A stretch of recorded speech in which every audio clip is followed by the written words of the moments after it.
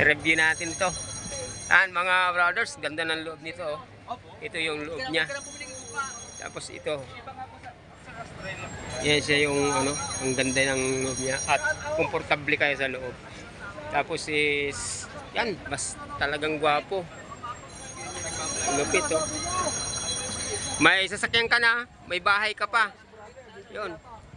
Yan mga brothers oh, ang lupit. May sasakyan ka na, may bahay ka pa. Oh. Lupit mga brothers oh. Hindi mo pwede mo siya sa expressway. Tapos pagka mahilig kayo mag-outing mga brothers, yan oh.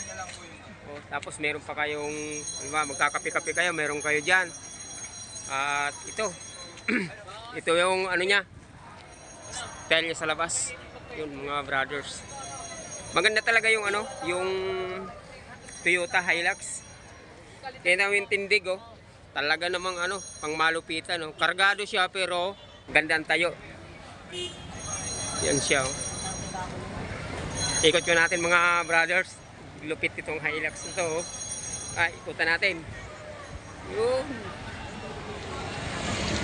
Ayan oh.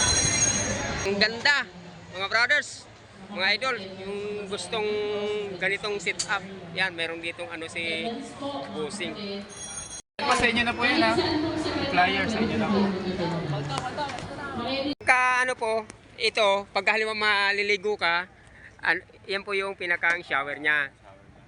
Nagkakalaman po ng niya, nagkakalaman ng ilang ilang 100 liters po yan. 100 liters. Tapos ito, pagka binababa, para mayroon kang privacy habang naliligo po Yun. Madali lang po sa inyo. Ay, madali lang pala, ibababa mo lang. Yun. Ang lupit mga brothers oh. Kasama na po siya diyan. Habang naliligo ka, opo. Libre na po 'yan. Freebie yan dun sa hamper. Oo. Kasama nung awning. Yun, lupit. May sasakyan ka na, may bahay. Pero ang talaga ninyo, ino-endorse yung lang po. Yung buong camper. Yung camper lang, camper ba. Pero yung sasakyan, wala pa po kayong ganun. Halimbawa, halimbawa pa order sa inyo, camper lang. Pero yung installation na po yan.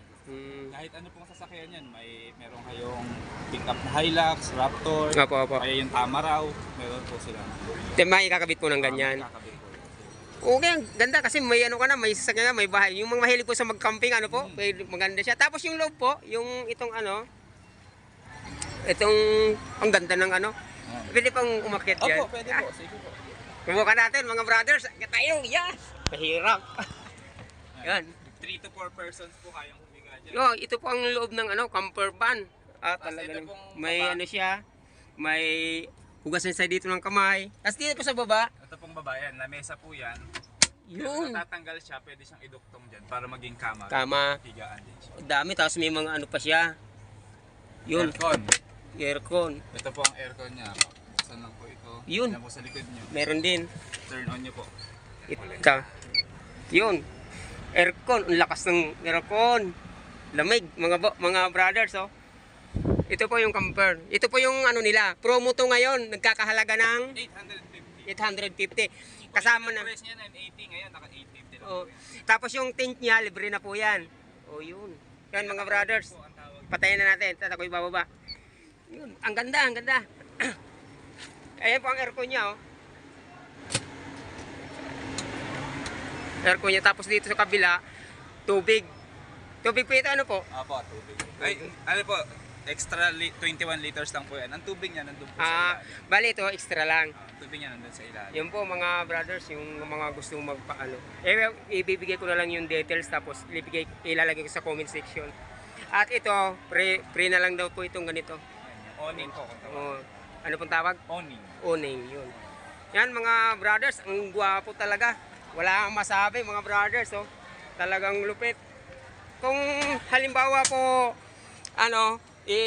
may number kayo, po? Opo, ito.